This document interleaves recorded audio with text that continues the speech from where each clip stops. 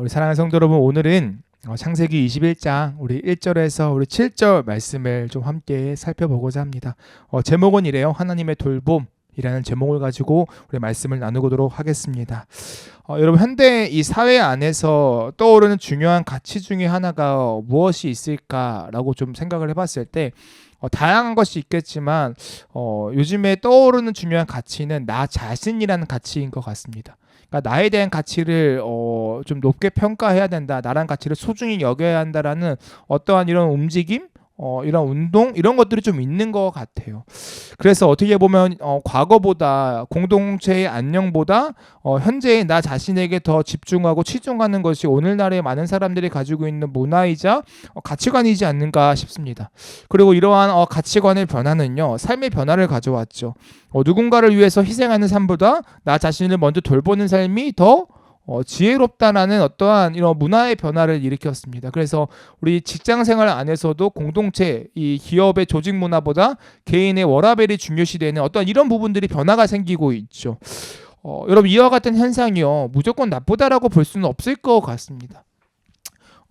과거에는 지나친 공동체성의 어떤 강조가요, 개인의 인권을 무시하는 경향이 있었죠. 그러니까 그것도 좋지 못하다라고 이야기할 수 있어요.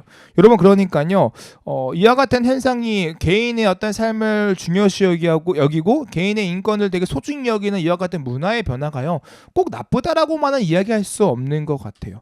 그런데요, 또 반대로 이것이 꼭 좋다라고만 또 이야기할 수 없을 것 같습니다. 이제는 이러한 개인을 강조하는 이 문화가요, 오히려 우리가 살아가는 이 사회를요, 매우 좀 경직되게 만들지 않았나 싶어요. 그러니까 이 사회가 매우 딱딱해졌다라는 거죠. 우리가 인생을 살면서 이와 같은 문화가 어떤 모습을 일으켰냐, 이웃 간의 소통이 사라지기 시작했습니다. 제 어릴 때만 생각해봐도요, 옆집과 되게 교류가 많았어요. 옆집에 가서 놀기도 하고 밥 먹기도 하고 했다고요. 뭐 아는 사이가 아니어도 그냥 옆집이라는 그 이유만으로도 그게 가능했단 말이죠. 근데 요즘에는 이웃 간의 소통이 사라져 버렸죠. 없어졌어요. 또 뿐만 아닙니다. 모르는 사람과의 경계가요, 삼엄해졌습니다. 그러니까 경계가 심해졌죠. 옛날에는요, 그러지 않았어요. 모르는 사람과 쉽게 친밀해질 수 있는 시대였죠. 우리 길 가다가요, 히치하이킹이라고 하죠. 차 얻어 타는 거. 과거에는 그게 가능했습니다. 저도 제 기억에요, 어릴 때 수련회 갔을 때 하나의 미션 중에 하나가요, 수련회 장소까지 히치하이킹으로 차를 빌려서 그 장소까지 오는 거였어요. 여러분, 말도 안 되는 일이에요. 오늘 같으면요, 누가 그것을 태워주고 자신의 목적지가 아닌 곳을 데려줄 수도 없는 뿐만 아니라 우리가 안 타죠. 무서워서. 그 사람이 날 납치하면 어떡하지? 이런 경계심이 오늘날에는 생겼다라는 거예요. 그래서 어떻게 보면 이런 문화의 변화가요, 다양한 말들, 문장도 만들어내는 것 같아요. 인생은 독고다이야 이런 거 말이에요. 사랑하는 성도 여러분은요, 이러한 시대의 변화, 어쨌든 우리가 시대의 변화 속에서 살아가고 있잖아요. 이러한 시대의 변화를 좀 어떻게 보시나요? 어떻게 바라보시나요? 우리는 이러한 시대의 변화를 어떻게 평가하고 어떻게 이해해야 될까요? 우리가 이런 시대의 변화에 대한 평가를 하기 앞서 한번 이런 질문을 좀 던져봤으면 좋겠어요. 인간은 혼자 살 수 있을까? 라는 질문 말이죠. 인간은요, 혼자 살아갈 수 있을까? 아마도 그리스도인들은 대부분 아니요 라고 대답할 것 같습니다. 인간은 혼자 살 수 없어요 라고 대답을 할 것 같아요. 그리고 이것을요, 인간의 삶을 돌아보면요, 더 명확해집니다. 그러니까 인간이라는 그 존재 자체가요, 혼자 살 수 없는 존재로 태어났으면 우리는 확실히 알 수 있어요. 저희의 자녀가 지금 뱃속에 있잖아요. 그 아이만 생각해도 명확합니다. 그 아이를 돌보는 작업들이 필요해요. 엄마 아빠들의 노력이 필요하다라는 거죠. 여러분, 태어난 아이는요, 혼자서 절대 생명을 유지할 수 없습니다. 돌봐야 한다라는 거예요. 심지어 밥도 혼자 못 먹어요. 먹여줘야 돼요. 그리고 먹여준 것도 잘 먹여줘야 돼요. 각도가 중요하다고 해요. 또 뿐만 아니라 밥 먹이면 끝이냐? 아니요, 소화도 시켜줘야 돼요. 10분간 막 트림 시켜야 된대요. 여러분, 이게 사람이라는 거예요. 그러면 그 태어난 아기만 돌봄이 필요하냐? 아니에요. 10대의 아이들 돌봄이 필요합니다.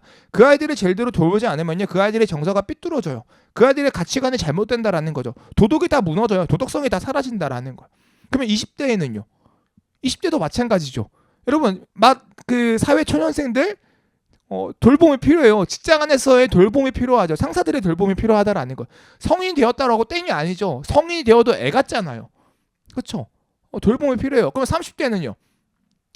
30대도 돌봄이 필요해요. 청년들 나라에서 얼마나 돌봐줍니까? 나라에서 얼마나 보살펴줘요. 우리 40대들은 돌봄이 필요할까요? 돌봄이 필요하죠. 여러분 엄마 아빠들 그 아빠들 얼마나 외로운데요. 정서적 돌봄이 필요하다고요. 50대는요. 60대는요. 7, 80대는요. 90대는요. 노년에 이르러서도요 누군가의 돌봄이 필요합니다. 그러니까 인간의 삶을 총체적으로 들여다봤을 때요 인간은요 돌봄이 필요한 존재다라는 거죠. 절대로 혼자서 살아갈 수 없는 존재가 인간인 것 같아요. 그래서 여러분 이 세상의 문화가 바뀌고 있을지라도 아무리 개인이 강조가 될지라도 인간은요 혼자 살 수 없다라는 거죠. 사회 안에서 공동체 안에서 서로 돕고 도우며 살아갈 수밖에 없는 존재가 인간이다라는 거예요. 여러분 그래서 인간은요 늘 도움을 필요합니다. 그러니까 돌봄을 필요로 한다라는 거예요. 그게요 의식이든 무의식이든 그것이요 마음속에 갖고 있다라는 거예요. 실제로 우리가 한번 남녀간의 어떤 상황을 예를 들어 볼게요. 여러분 남자들은요 어떤 여자를 원한다라고 이야기하나요? 이건 모르겠어요. 그런데요 속설로 많이 이렇게 이야기해요. 엄마 같은 여자를 원한다라고 이야기합니다. 엄마 같은 여자. 그러니까 막상 만나보면 그 여자애가요 엄마 같대요. 자기 엄마하고 비슷한 경우가 있대요. 뭐 100%는 아니겠지만 뭐 이런 이야기가 있대요. 근데 그 이야기의 그 초점은 뭐예요? 엄마가 뭐 해주니까 돌봐주니까. 그러니까 자신을 케어해주고 자신을 돌봐줄 수 있는 어떠한 아내를 원한다라는 거죠. 여러분들 남자들 특징이 뭡니까? 칭찬받고 싶어져. 나 이거 했어. 나 이거 봐줘. 하고 싶죠. 이거 왜 해요? 정서적인 돌봄을 받고 싶은 거예요. 위로받고 싶은 거예요. 그거 뭐 칭찬 들어서 뭐예요? 마음이 위로가 되니까. 그러니까 정서적인 돌봄을 받고 싶은 거죠. 반대로 여성분들은 연하 만나나요? 연하 만나는 비율보다 연상 만나는 비율이 많지 않나요? 솔직하게 제 주변에 연하 만나시는 분들도 계시는데 연상 만나는 경우가 많은 것 같아요. 그래가지고 왜? 라고 물어보면 배울 게 있어서 그래. 아니 뭐 듬직해서 그래 라고 이야기해요. 그 말은 뭐예요? 나보다 나이 많은 남자가 자신을 돌봐주기를 원하는 거죠. 자신을 케어해주기를 원하는 것 같아요. 근데 왜 실망해요? 그 남자가 나이만 많았지 정작 자기가 돌봐줘야 되니까 어떻게 해요? 실망하는 거죠. 그러니까 돌봄에 대한 그게 깨지니까 실망하는 거예요. 그러니까 우리 일상생활 속에서도 수많은 예적인 상황들 속에서도 사람들은 돌봄을 원한다라는 거죠. 의식이든 무의식이든. 여러분 그래서요. 이런 어떤 돌봄을 원하는 어떤 인간의 이 잠재적 성향은요, 모든 사람들이 저는 가지고 있다라고 생각합니다. 심리학자 중에 이 메슬로우라는 사람이 있는데 이 사람이 5가지 욕구 이론을 이야기해요. 그러니까 가장 밑단계 욕구부터 하나씩 채워지면서 제일 최고 단계인 자아실현 욕구까지 인간을 성취하기를 원한다라는 욕구 이론을 주장한 사람인데요. 어떤 게 있냐면 첫 번째가 생리적 욕구를 채우고 싶다라고 이야기해요. 두 번째가 이게 채워지면 안전 욕구를 원한다라고 이야기하고요. 세 번째가 소속과 애정에 대한 욕구, 네 번째가 존중에 대한 욕구, 다섯 번째가 자아실현에 대한 욕구예요.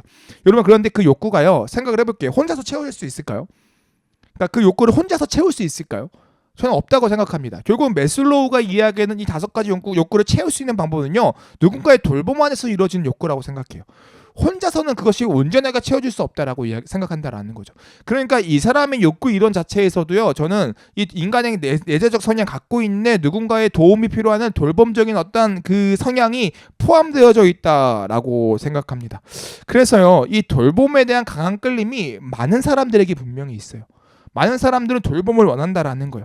그래서 사람들은요. 누군가가 어떠한 커다란 돌봄 안에 머문다라고 생각해지면요. 보여지면요. 되게 부러워합니다.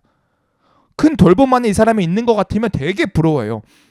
그래서 우리가 철없을 때 이런 아이들도 있죠. 야, 나 너무 부러워. 왜? 너네 아빠 부자잖아. 이렇게 이야기하는 애들이 있잖아요. 철이 없을 때.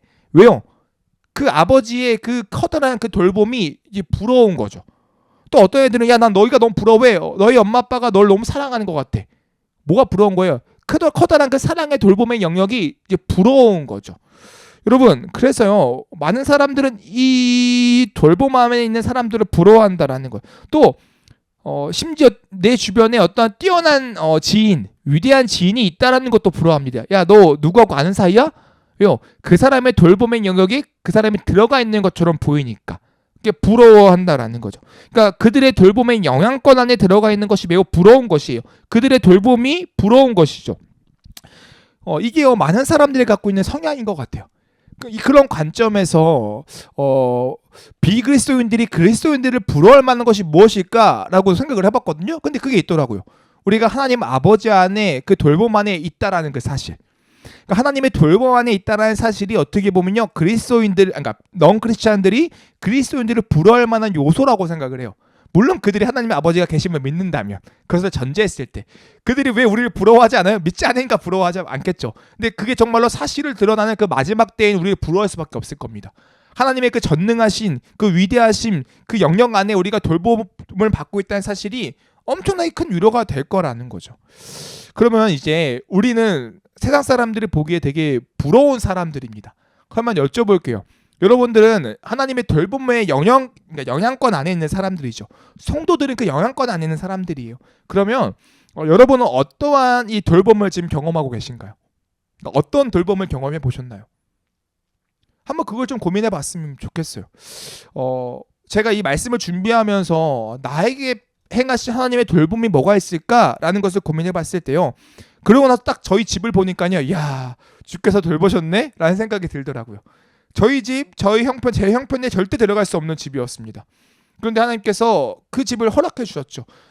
LH, SH 8군데 넣었어요. 다 떨어졌어요. 자격 요건이 안 돼요. 왜요? 돈이 많아서가 아니라 서울에 거주한 지 얼마 안 돼서 안 된대요. 아기가 있는 것도 아니야, 안 된대요. 그러니까 다 떨어지는 거죠. 넣는 족족 떨어지는 거예요. 그런데 하나님께서 제가 넣었던 SH, LH보다 더 좋은 집을 허락해 주시고 지금 벌써 3년째 그 공간에서 지낼 수 있게 해주셨다. 하나님의 돌봄이 있다라는 거죠. 또 여러분, 저희 결혼식이 안산에서 했거든요. 근데 안산에서 제가 알기로는 제일 좋은 결혼식장이라고 알고 있어요.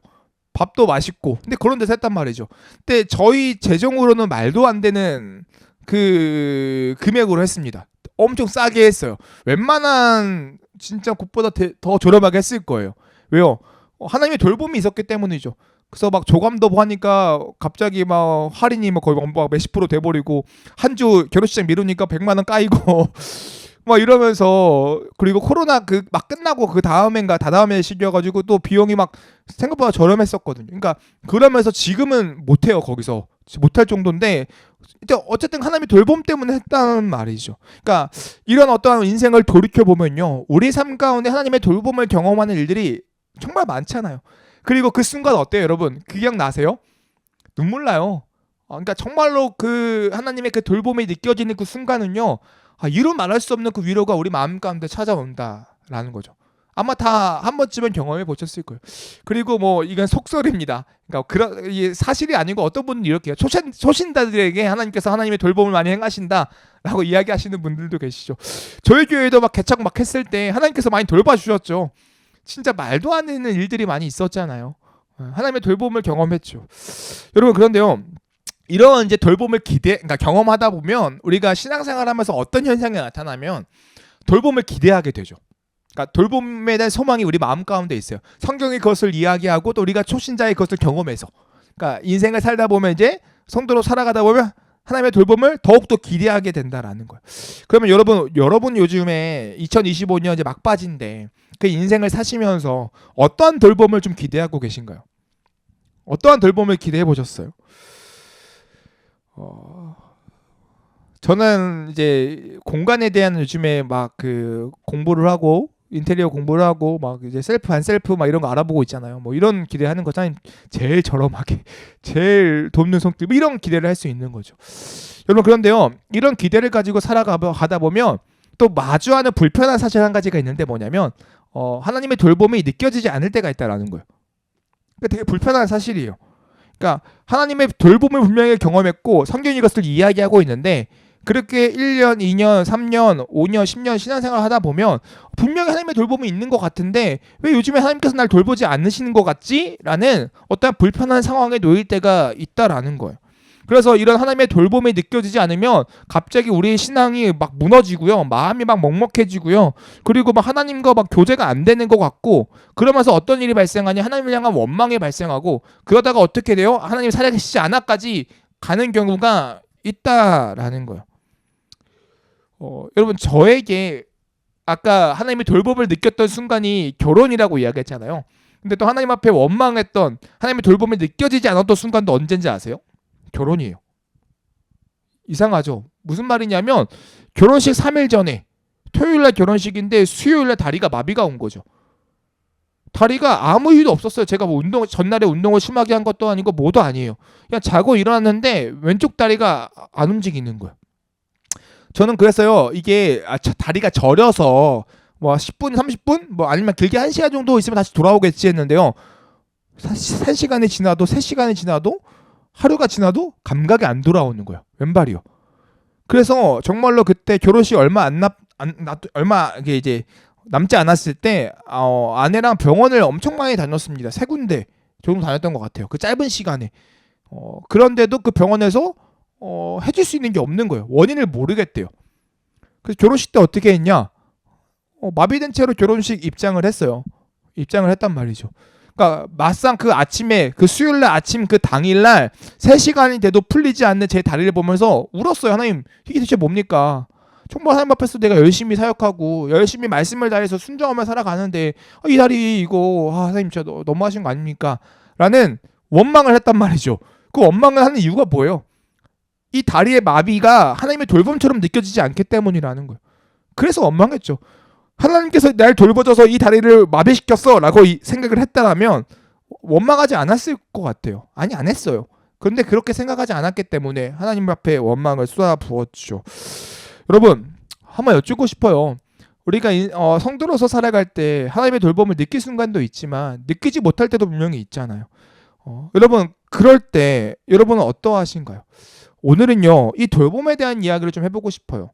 오늘 예배를 통해서요, 여러분들이 하나님의 돌봄을 기대하며 살아갈 텐데, 그 하나님의 돌봄을 기대할 때 내가 하나님의 돌봄을 느끼지 못하는 순간이 온다면 대체 왜일까? 라는 그 질문에 대한 답을 찾았으면 좋겠고요.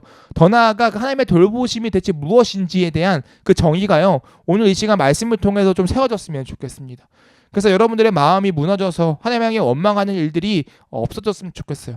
저 포함이요. 한번 우리 이와 같은 주제를 가지고요, 말씀을 좀 살펴보도록 하겠습니다.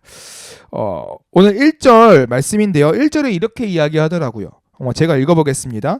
여호와께서 말씀하신 대로 사라를 돌보셨고 여호와께서 말씀하신 대로 사라에게 행하셨으므로. 아멘. 오늘 1절 말씀에서요, 하나님께서 뭐라고 말씀하시냐면 사라를 돌보셨다라고 이야기합니다. 사라를 돌보셨다. 여러분, 여기서 돌보셨다라고 이야기하는 단어가요, 히브리어로 파카드라는 단어입니다. 그리고 이 단어는요, 돌보다라는 단어보다 실제로 어떤 단어냐면 방문하다라는 단어예요. 방문하다. 그런데 이 방문하다라는 단어를 개역개정에서 어떻게 번역했냐면 돌보다라고 지금 번역하고 있는 거예요. 왜 오늘 성경은요, 이 하나님의 방문을 가리켜 돌봄이라고 이야기하는 걸까요? 왜 이렇게 해석했을까요? 이 방문이 왜 어떻게 돌봄이 된 걸까요? 한번 그 이유에 대해서 한번 생각을 해봐야 되는데요. 여러분, 이 방문이라는 그 의미가 뭔지를 좀 고민해봤으면 좋겠습니다. 하나님께서 사라에게 방문하셨대요. 그러니까 하나님께서 누군가에게 방문했다라는 거죠. 여러분, 이 하나님의 방문은요, 성경에 통상적으로 2가지 이유가 있습니다. 첫 번째는 뭐냐면요, 심판에 대한 방문이에요. 하나님께서 무엇을 심판하시기 위해 방문하는 경우죠. 그것이 무엇이에요? 우리가 전전장을 봤죠. 소돔에 방문하는 이유. 소돔에 왜 방문하셨어요? 소돔을 심판하기 위해 방문하셨다라는 거예요. 이게 첫 번째 이유죠. 두 번째 이유는 뭘까요? 방문의 이유. 구원하시기 위해 방문한다라는 거예요. 그들을 돌보시기 위해, 하나님의 택한 백성을 돌보고 구원하시기 위해 방문하신다라는 거예요. 그 두 번째 예가 어디에 있어요? 이것도 소돔에 있습니다. 롯의 집에 방문하셨다라는 거예요.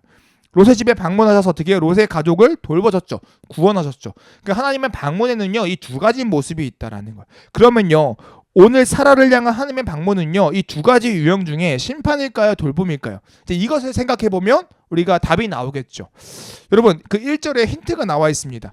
1절에 뭐라고 이야기하냐면 이렇게 이야기해요. 여호와께서 말씀하신 대로 사라를 돌보셨고 여호와께서 말씀하신 대로 사라에게 행하셨으므로 라고 이야기합니다. 그러니까 하나님께서 이 사라에게 방문하셨다, 파카드라고 이야기하면서 그 방문의 목적이에요. 목적이 뭐예요? 말씀하신 대로 파카드 방문하셨다라는 거예요.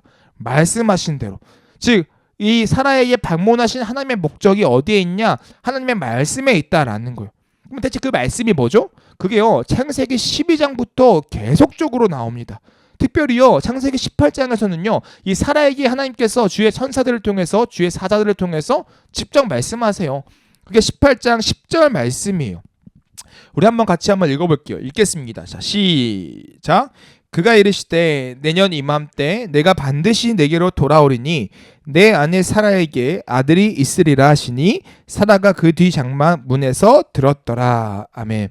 사라가 들었죠. 뭘요? 너에게 내년 이맘때에 아들이 있을 거야 라는 그 메시지, 그 말씀을 들었다라는 거예요.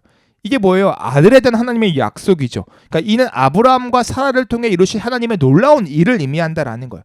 아브라함과 사라에게 주신 좀 더 어려운 말로 하나님의 언약이다라는 거죠. 그리고 그 언약, 즉 말씀을 따라 사라에게 방문하셨다라는 거예요. 그래서 그 말씀을 따라 방문하셨다라는 것이요, 심판이 아니라 그건 뭐예요? 이 사라에게 말씀을 행하시기 위하여, 돌보시기 위하여 방문하신 사건이다라는 거예요. 그래서 개역개정 오늘 이 하나님의 방문을 뭐라고 표현해요? 돌보다라고 표현한다라는 거죠. 그래서요 1절 말씀의 후반부 이렇게 이야기하는 거예요. 말씀하신 대로 사라에게 행하셨다라고 이야기하는 거죠. 말씀하신 대로 사라에게 행하셨다. 즉 하나님의 언약을 따라 그 사라에게 내년 이맘때쯤에 아들이 있으리니 그것을 따라 방문하셨고 그것을 따라 행하셨다라고 이야기하고 있다라는 거예요. 그리고 실제로 이 사라가 어떻게 해요? 임신합니다. 그게요 2절 말씀에 표현되어져요. 2절 말씀에 이렇게 이야기합니다. 사라가 임신하고 하나님의 말씀하신 시기가 되어 노년의 아브라함에게 아들을 낳으니. 그러니까 실제로 이 사라가 아들을 낳았죠. 하나님의 돌보심을, 하나님의 돌봄을 경험하고 있다라는 거예요.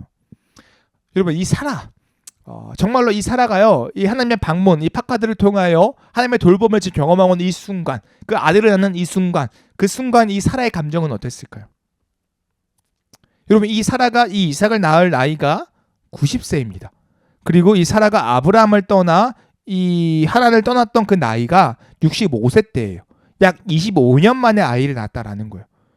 말씀하시는 그 약속을 따라 나갈 때 그 말씀을 들었어요. 그런데 25년 만에 그 말씀이 성취된 거죠. 그러면 그 사라의 마음, 그 사라의 심정은 어땠을까요? 하나님 감사합니다. 내가 25년 이렇게 아버지의 말씀을 붙들고 나아가는데 드디어 그 말씀이 성취되었습니다. 뭐 이런 고백이 일어나지 않을 거예요. 그렇게 내가 마음고생이 심했는데 내가 아들이 없을까봐, 내가 아들을 낳지 못할까봐, 내가 정말로 여종 하갈을 통해서 이스마엘도 낳고 그러다가 내가 마음에 상처도 받고 정말 별일이 다 있었는데 결국 주께서 그 불가능을 가능케 하셨군요. 주님 감사합니다. 뭐 이런 마음이 들 수도 있지 않았을까요? 물론 성경에 나와 있지 않아서 뭐 모릅니다. 하나가 어떤 마음이었는지. 근데 뭐 상상을 해보는 거예요. 근데 여러분 근데요 또 한 가지 상상을 좀 해봤으면 좋겠습니다. 뭐 이렇게 사라가 건강하게도 표현했을 수도 있겠는데 또 건강하지 못하게 표현할 수도 있잖아요. 왜냐면 여러분 사람이요 마음이 솔직히 말하면 좀 착하지가 않아요. 마음이요 좀 꼬여 있을 때가 있습니다. 좀 1년 2년이 아니라 20년 이상 고생해봐요. 여러분 20년 이상 고생하면요 마음이 좀 꼬여요. 꼬인다고요. 한 달만 고생해도 마음이 꼬일걸요.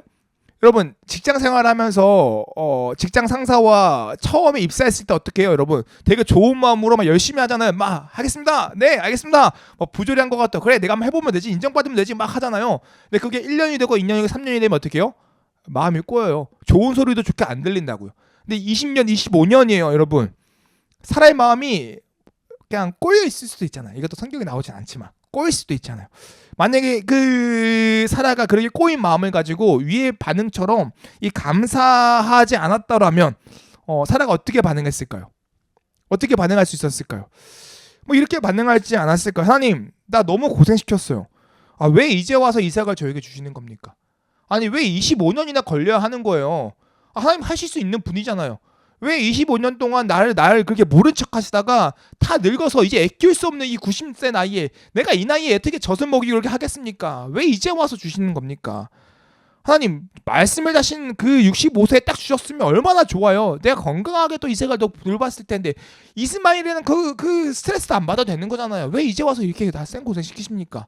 라고 표현할 수도 있지 않았을까 싶다라는 거예요. 그리고 여러분 어떠세요? 어떤 게 더 일반적인 반응인 것 같아요? 많은 사람들이 어떻게 더 반응하실 것 같아요? 전자의 반응을 많이 할 것 같아요? 후자의 반응을 많이 할 것 같아요? 여러분은 어떠세요? 여러분들의 인생 가운데 여러분들은 전자의 반응을 많이 하세요? 후자의 반응을 많이 하세요? 10년 만에 하나님의 돌봄을 느꼈어요. 10년 만에 하나님의 성취를 느꼈어요. 어떻게 반응하시나요? 고민이 되어지죠. 한번 생각해봐도 너무 좋은 주제일 것 같아요. 여러분 또요. 이런 반응 말고요. 또 이런 반응도 있을 수 있을 것 같아요. 하나님, 제가 생각을 해봤는데 좀 더 일찍 주시는 게 하나님께서 좀 더 지혜롭게 행동하셨던 것 같아요. 만약에 이삭이 65세 때 저에게 주셨잖아요. 그러면 이삭이 그 모든 사건들 다 봤을 거 아니에요. 그러면 같이 컸을 거란 말이죠. 신앙으로서 같이 성장했을 거예요. 그 아비멜렉 사건도 마찬가지고 그 멜기세덱 사건도 마찬가지고 삼촌 롯이 잡혀갔을 때 그 사건도 그 소돔이 망하는 사건도 다 이삭이 봤더라면 이삭의 성장이 더 빨라지지 않았겠습니까? 더 하나님을 경외하는 자로서 크지 않았겠습니까? 뭐 이런 합리적인 이유를 대면서 또 이야기할 수 있다라는 거죠. 여러분 이제 이러한 어떤 합리성을 가지고 하나님의 이 돌봄과 또 이러한 어떤 하나님의 어떠한 이 내가 생각하는 때가 아닌 다른 때의 하나님의 일하심을 보면서 하나님의 돌봄을 해석하고 이해하기 시작하면요 어떤 일이 발생하냐면 원망이 발생해요. 원망된다라는 거예요.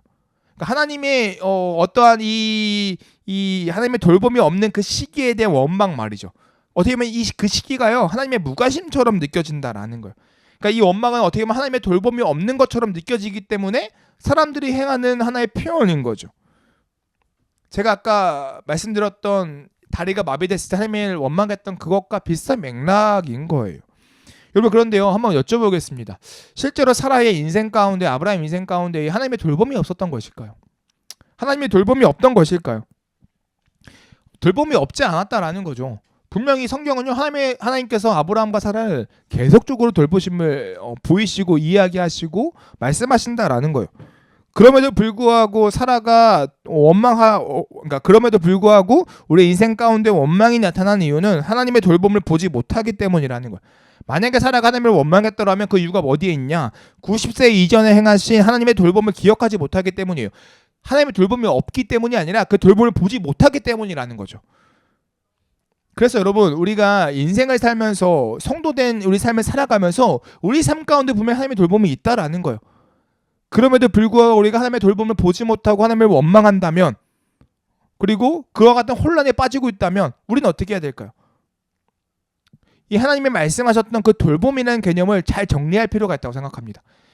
그러니까 돌봄이라는 그 개념을 잘 이해할 필요가 있다라고 생각해요. 여러분 우리는요 왜 이 돌봄이라는 개념을 잘 이해해야 되냐면요 우리가 뭐 무식해서가 아니에요.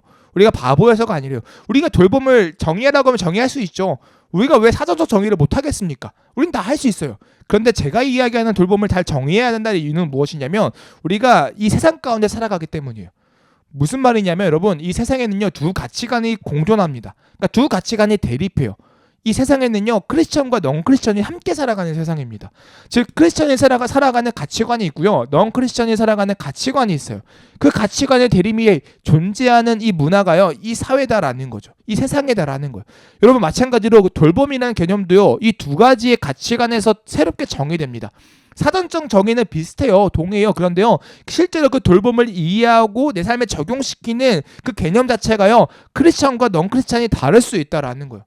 그래서 이 돌봄에 대한 개념이 정리가 돼야만 우리가 세상이 이야기하는 그 돌봄으로 하나님의 돌봄을 이해하지 않는다라는 거. 하나님을 원망하지 않는다라는 거죠. 만약에요 우리가 세상이 이야기하는 그 돌봄의 정의를 가지고 하나님의 돌봄을 바라보잖아요. 어떤 문제가 발생하냐면 원망밖에 안 합니다. 원망밖에 안 나와요. 마치 저는 이게 어떤 모습 같냐면 청소년기를 겪고 있는 사춘기를 심하게 겪고 있는 이 청소년들 같아요.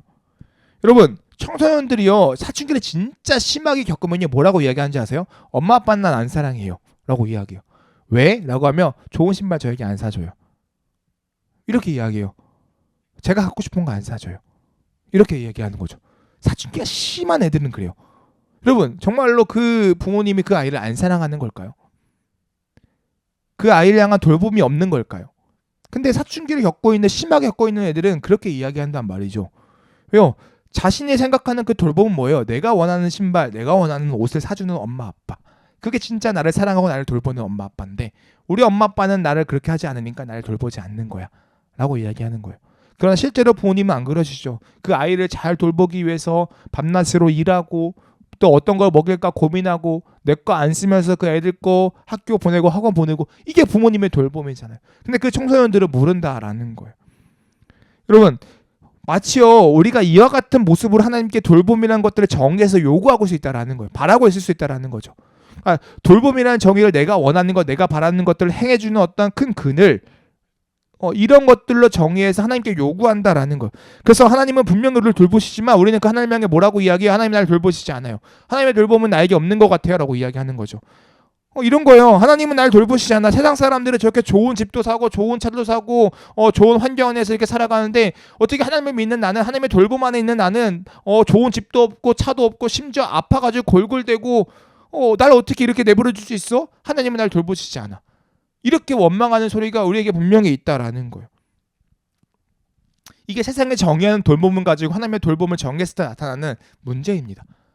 원망함이다라는 거예요. 그런데 여러분 성경이 이야기하는 하나님의 돌봄은 이런 것이 아니라는 거죠. 물론 하나님이 행하시는 그 돌봄 안에요 우리의 의식주를 해결하신 하나님의 은혜가 분명히 있습니다. 그러니까 먹을 것을 책임지시고 우리의 삶을 보호하시는 하나님의 그 손길이 있어요. 근데 그게 전부가 아니라는 거예요. 그게 진짜 돌봄의 개념이 아니라는 거죠. 보이는 게 다가 아니다라는 거예요. 진정한 그것을 넘어 그것의 원리가 있다라는 거죠. 성경은 그럼 성경이 이야기하는 하나님의 돌보심은 대체 뭘까? 그게 오늘 말씀에 나오는 거예요. 말씀대로 행하셨다. 그러니까 말씀으로 돌보심이죠. 이것을 좀 더 어렵게 이야기하면 언약적 돌보심이에요. 언약적 돌봄이다라는 거예요. 하나님은 말씀 안에서 하나님의 말씀대로 우리를 선하게 이끌어가는 것이 하나님의 돌봄이다라는 거예요. 그래서요 사라가 65세 때에 이삭을 임신하고 출산하는 것보다 하나님께서 보시기에 가장 좋은 때 사라가 90세 때에 이삭을 임신하고 출산하는 게 더 좋기에 하나님께서 사라를 돌보셔서 그렇게 행하셨다라고 우리는 이해할 수 있다라는 거예요. 이게 사라를 향한 하나님의 언약적 돌보심이다라는 거죠. 그렇게 방문하셨다, 돌보셨다, 파카드하셨다라는 거예요. 말씀대로 방문하셨고 말씀대로 돌보셨고 말씀대로 그대로 행하셨다. 이게 사라를 향한 하나님의 언약적 돌봄이다라는 거죠. 여러분 이게요 저와 여러분의 삶 가운데 있는 거다라는 거예요. 누군가는 물을 수 있습니다. 아니 어떻게 하나님의 말씀 안에서 말씀으로 행하시는 것이 어떻게 우리에게 돌봄이 되는 겁니까? 하나님을 믿으면 그게 돼요.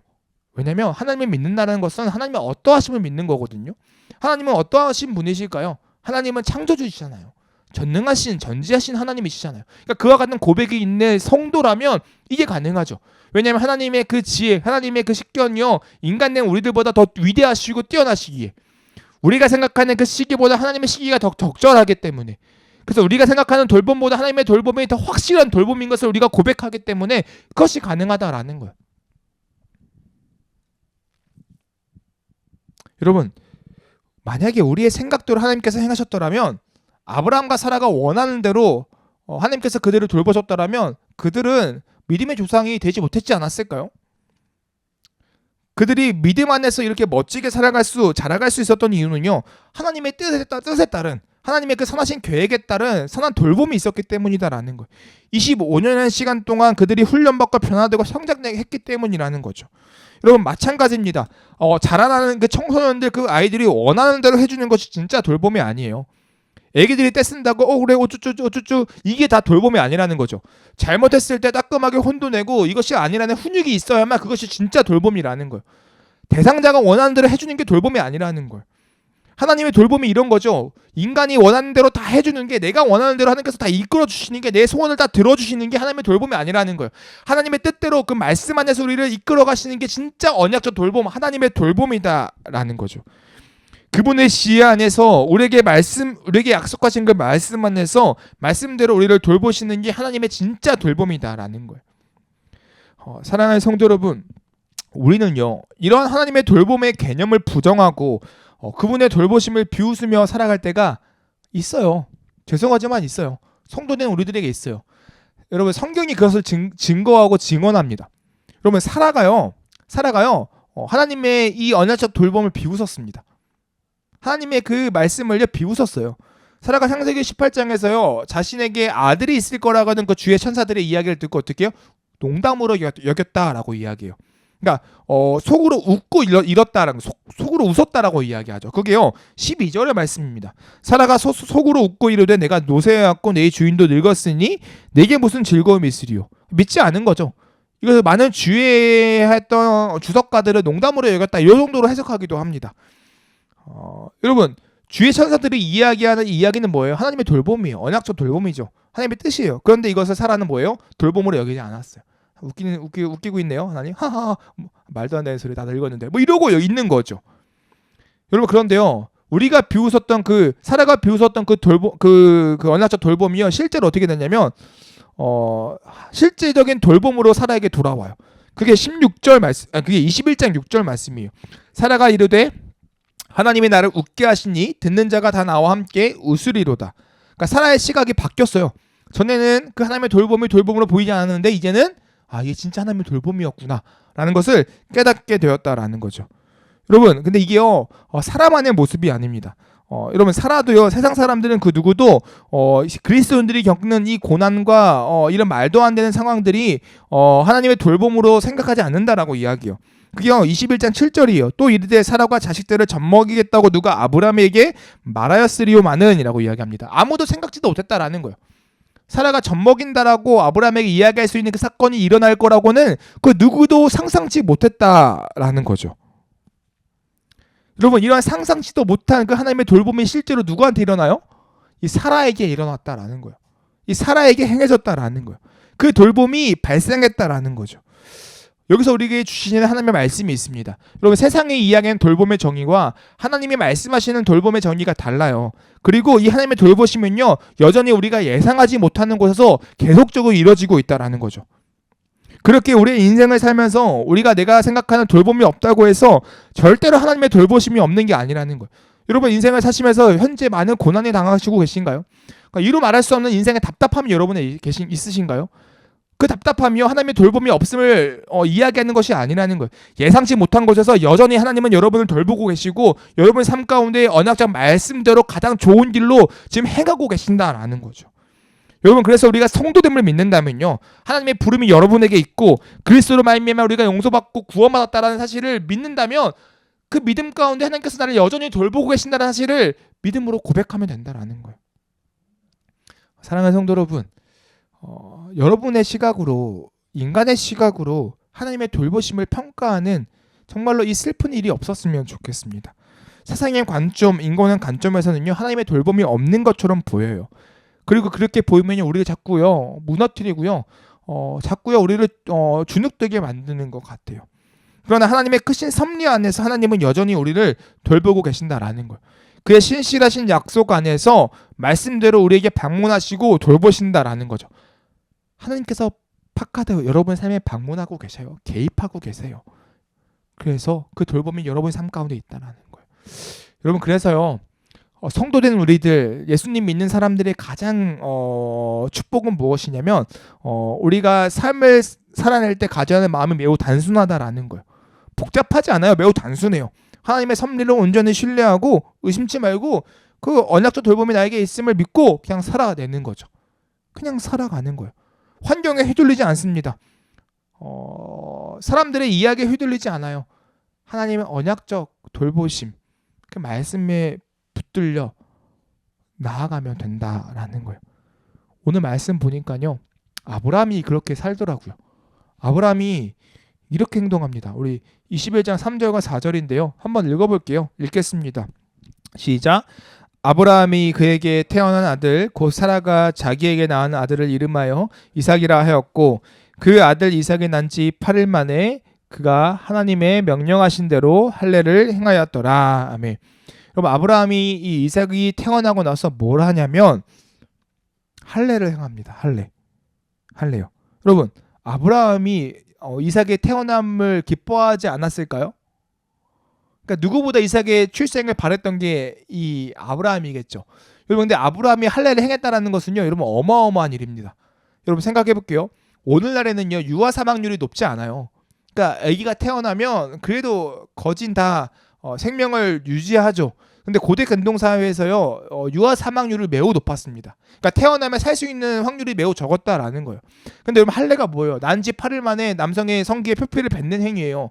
여러분, 안 그래도 살 확률이 없는데 그 아들에게 할례를 행한다? 여러분, 할 수 있을 것 같아요? 25년 만에 기다렸던 아들입니다. 그렇게 태어난 아들이에요. 그 이삭이에요. 근데 그 이삭의 태어남이 엄청난 큰 기쁨이고 설렘이었을 건데 그 8일 만에 태어난 그 아이에게 칼을 댄다고 봐요. 그때 뭐 깨끗한 수술실이 있었겠습니까? 수술 도구가 있었겠습니까? 난잡한 도구를 어쨌든 행했을 거 아니에요. 그럼 이런 것 같으면 죽을 확률이 안 그래도 높은데 피 흘린다고 생각해봐요. 할 수 있었겠냐고요. 쉽지 않았다라는 거예요. 현실적으로 어려운 문제다라는 거죠. 만약에 아브라함이요 그저 감정에 휩싸였더라면 아브라함은 절대로 할례를 행하지 못했을 겁니다. 절대로 행하지 못했을 거예요. 그러나 여러분 아브라함은요 할례를 행했어요. 왜요? 하나님의 언약적 돌봄을 믿기 때문에. 하나님의 언약적 돌봄을 믿기 때문에 할례를 행했다라는 거예요. 주변의 이야기에 어떤 환경의 악함 휘둘리지 않았습니다. 그것 가운데도 하나님의 언약적 돌봄이 있음을 신뢰하고 그냥 그 약속을 따라 행하고 행동하고 믿음의 길을 걸어갔다라는 거예요. 여기에 우리가 성도로서 살아가는 삶의 방향성이 나온다라는 거죠. 여러분 우리가 알 수 없는 상황에 감정에 휘둘리지 않길 소망합니다. 감정에 휘둘려가지고 할까 말까 고민하는 이런 불쌍한 모습이 저와 여러분에게 없었으면 좋겠어요. 그저 하나님의 말씀을 따라 순종하며 살아가는 우리가 되길 간절히 소망합니다. 그것이 폭풍 같은 이 세상 속에서 살아가는 정말로 성도의 모습이에요. 폭풍 속에서 잠잠하게 살아가는 그 잠잠함의 여유를 누리며 살아가는 성도들의 축복이 여기에 있다라고 생각합니다. 저도 그러고 싶어요. 세상에 이야기하는 수많은 폭풍을 저도 살아가고 있거든요.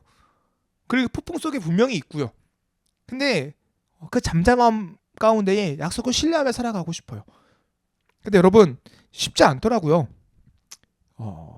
아브라함 대단한 거예요 진짜. 믿음의 조상이라 불리만 합니다. 쉽지 않아요. 제가 오늘 말씀을 다시 아침에 일어나서 보고 준비하다가 어제 아내와 저녁에 이야기했던 것들 또 생각이 나는 거예요. 지금 저희가 벌어들이는 이 소득으로는 이 아이를 케어할 수 있는 상황이 절대 안 되는 거죠. 막막한 거예요. 그러니까 이게 솔직히 말하면 막 짜증이 나요. 제 자신에 대해 화가 납니다. 미안해요. 근데 또 말씀을 보니까 내가 자꾸 우리의 가정을 돌보려고 하는 그 손길을 자꾸 내가 생각하는 세상의 이야기의 정의로 또 하려고 하고 있는 제 모습을 또 보게 되는 거예요. 그게 아닌데 하나님의 언약적 돌봄은 분명히 있고 하나님의 돌보심이 여전히 저희 가정 가운데 있고 내가 그렇게 수없이 수많은 돌봄을 경험하고 있고 고난 가운데 돌봄이 있음을 체험했음에도 불구하고 또 세상의 이야기하는 돌봄을 가지고 또 우리 내 삶 가운데 적용시키고 있더라고요. 그러니까 쉽지 않더라고요. 어렵더라고요. 근데 이게 저만 어려울까 싶었거든요. 근데 다 어려울 것 같아요. 그래서 뭐가 필요할까?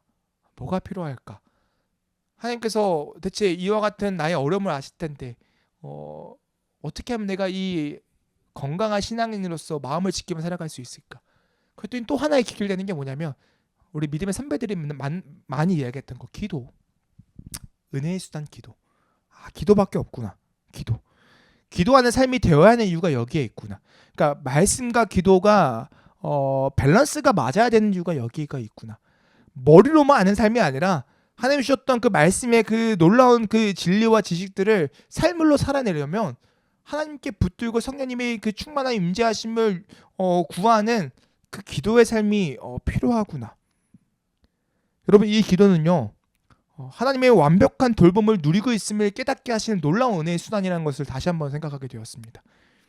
하나님의 돌봄이 없는 게 아니에요. 이 기도를 통해 하나님의 돌봄이 이루어지는 게 아닙니다. 이 기도를 통해 하나님의 돌봄이 있음을 우리가 다시 한번 볼 수 있는 거죠. 사랑하는 성도 여러분, 여러분 인생을 살면서 여러분의 삶 가운데 혹시나 현재 나는 돌봄이 필요한 상태야, 나에겐 돌봄이 없어라고 느껴지고 계신가요? 그렇다면 여러분에게 이렇게 말씀드리고 싶어요. 하나님은 여러분을 돌보고 계시다라고요.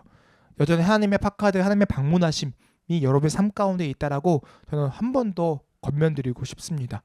그리고 그 말씀대로 언약적 그 돌봄대로 우리에게 행하신다라고 한 번 더 격려해드리고 한 번 더 용기를 심어드리고 싶어요. 그리고 여러분 하나님의 그 돌보심 아래에서 이제요 여러분들이 그 돌보심을 그러니까 굳건히 신뢰함으로 나아갔으면 좋겠어요. 절망하지 않았으면 좋겠습니다. 혹여나 여전히 여러분의 마음 가운데 절망감이 있다라고 하신다면 기도하셨으면 좋겠어요. 그 기도하면요, 하나님께서요 다시금 우리의 눈을 들어서 하나님의 언약적 돌봄을 보게 하실 거라고 저는 확신합니다. 그래서 여러분 마음 가운데 문득문득 찾아오는 그 마음의 불안함과 또 그 돌봄의 어떠한 소망과 어떠한 아픔이 있다면 기도하시는 여러분 되시길 소망합니다. 그리고 그때 보일 거예요. 아, 내가 나의 삶 가운데 계속적으로 한순간도 놓치지 아니하시며 나를 돌보시고 계시는 하나님의 손길이 보이실 거예요. 그리고 그 손길 때문에 여러분 위로받으실 거라고 저는 확신합니다.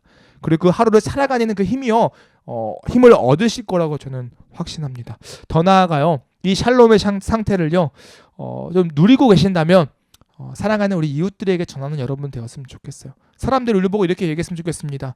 야, 저 사람은 대체 뭔가 샬롬의 상태가 될 수 없는 상태인데 어떻게 저렇게 평안하지? 누군가의 돌봄이 필요한 것 같은데 어떻게 저 다른 사람을 오히려 돌보며 살아가지? 라는 질문을 받아내며 살아가는 우리가 되었으면 좋겠습니다. 그렇게 복음을 전하는 우리가 되길 간절히 소망합니다.